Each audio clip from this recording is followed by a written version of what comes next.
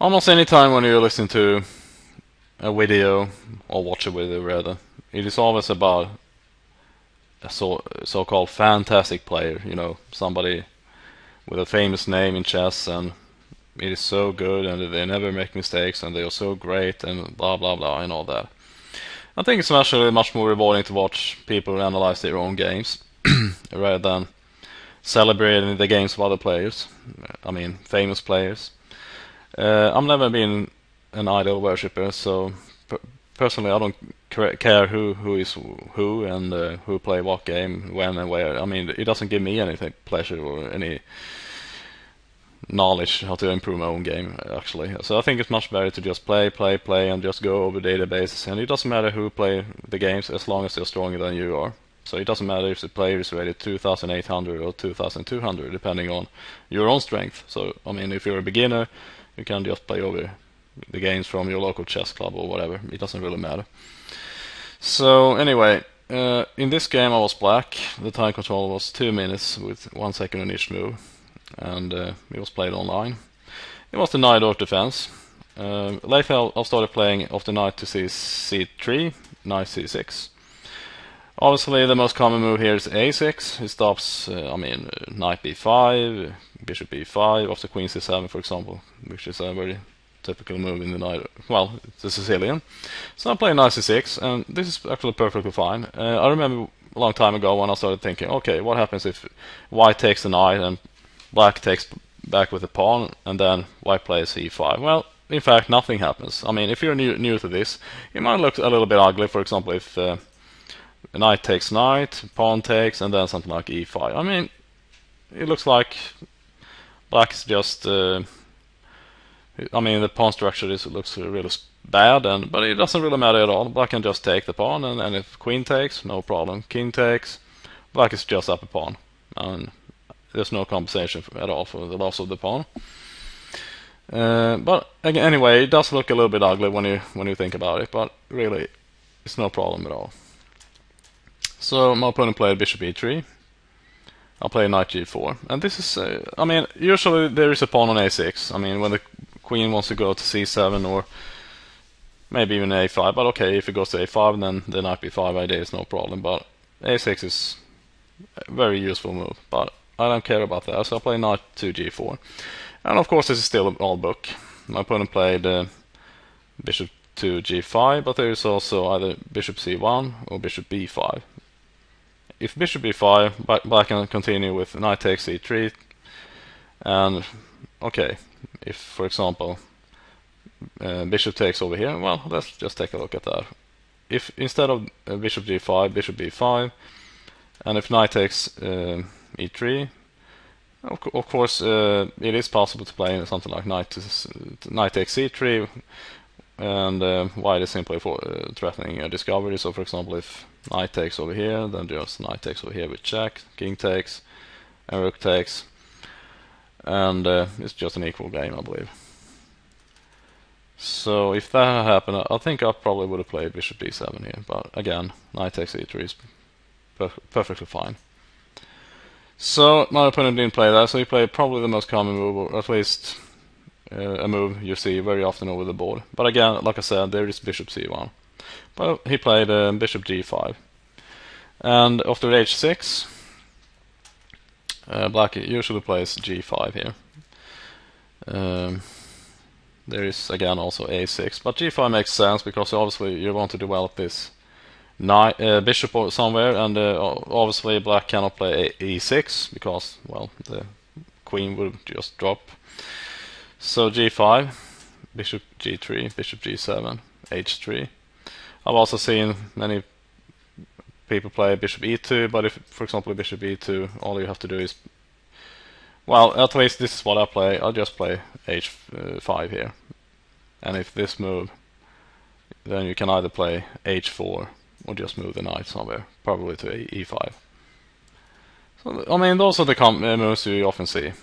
f3 is probably not a very good move here. For example, if f3, it's just a bad move, because then you can just go to e3, and you know, as you can see, it looks really bad. I mean, not only this knight attacked twice, of course white would probably take the knight, but then black can also take the bishop over here and stuff like that. So I think it's just a bad idea. And also, of course, if knight takes over here, black doesn't even have to take back and just take the knight, and if it takes over here, he can take the other knight. You know, white is just lost. So after is just a horrible move, and I've seen that being played in some blitz games. But my opponent played h3, and this is all book. But here they didn't take the knight on d4. Actually, I played knight g to e5.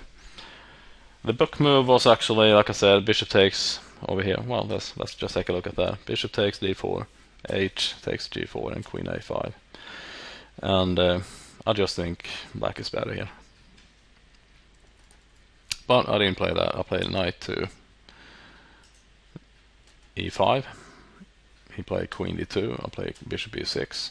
Bishop e6 looks a little bit ugly as well, but after knight takes e6, I think black is better again, because now if f takes e6, this knight cannot go to d5, and you know, I also have the option to castle. My opponent played castles long, and here I played queen e5, a5. And again, there is no knight e5. I mean, knight to b5 makes no real sense. So he played king b1. King b1 is, I don't know if it's particularly useful, but maybe if knight b5, I cannot take with a check over here. But again, we can see that a6 makes a lot of sense in the Sicilian Najdorf, because again, there is the option knight b5, and also now this pawn on a2 is protected by the king.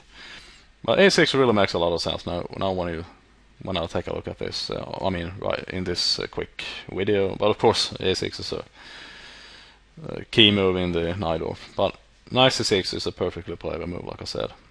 And here I did actually play a6 eventually after all these moves, but he didn't use that. Well, there were no tactics or anything like that, but you know. Here he played f4. It's not forcing my knight to move anywhere. I just took the pawn. G takes h4, f4. Bishop takes f4 and b5. I think black is better here. At least that's my opinion. He played g4. Not really accomplishing anything because these pawns aren't going anywhere.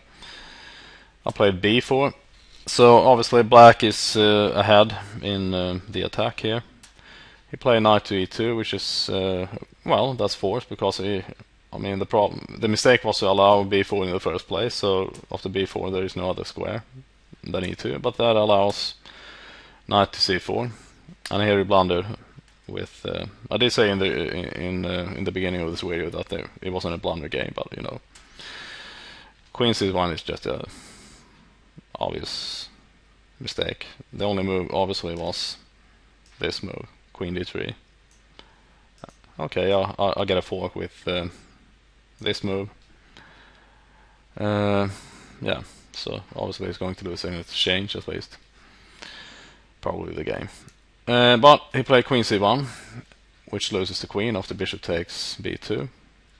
There's no he cannot escape with the queen anywhere, so he just took the bishop, and knight takes, king takes. I threw in a check with queen a3 check, king b1, a5, bishop c1. Looks like the queen is trapped, but of course it isn't, so I'll just play queen f3, threatening the rook on h1. Rook g1, a4, rook g3, queen takes. So while he's chasing my queen, I'm picking off his pawns. Knight g3, queen g6, rook f3, and here I'm not actually sacrificing a pawn here, but I mean if he takes over here, then this rook is, you know, I have this long file here. So we played bishop d3, b takes a2, check, an in between move. So he took with the king, and now I'll just move to g8. I can play e5 check, even though it does allow something like knight to f5, but I played it anyway. Of course, my idea was that after the king moves, I'll go to d4 with my knight, in case he would play something like knight to f5. He went to rook f2, and here I play rook to b8. So slowly I'm sort of squeezing in the last couple of moves, and here after Knight takes, c2 check, bishop takes, queen takes. Yes, he does get a last check, but it doesn't really matter at all, because I'll just go to d8. And now, after rook f7, queen b1 checkmate. So, you know, that was the end of that. So let's take a quick look at the opening one more time. Like I said, the most common move in the Sicilian here is a6, and we enter the knight off defense. But knight c6 is perfectly fine, as well as knight g4, bishop g5, h6. So I hope you enjoyed this quick look at a game, another online blitz game. See you soon.